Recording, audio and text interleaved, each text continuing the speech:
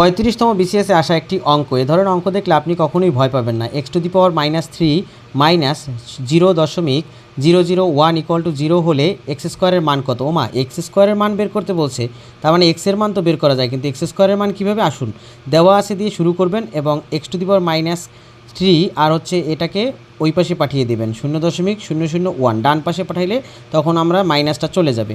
1/x³ দিলাম, কারণ এই মাইনাসটা তখন নিচে চলে যাবে। আমি এটা লিখতে পারি, দশমিকের জন্য একটা নিচে 1 দিলাম, তারপরে দশমিকটা জাস্ট উঠাই দিলাম।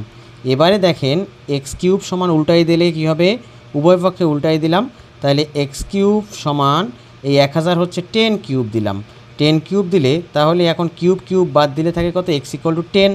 এখন আমার চাচ্ছে হচ্ছে মান চাইছে এক্স স্কোয়ারের, তাহলে এক্স স্কোয়ার সমান কত? 10 স্কোয়ার। আবার উভয় পক্ষে বর্গ করলাম, তাহলে এক্স স্কোয়ার সমান কত হবে? 100। তার মানে হচ্ছে আমার 100 কোথায় আছে সেটা খুঁজতে হবে, ক নাম্বারে।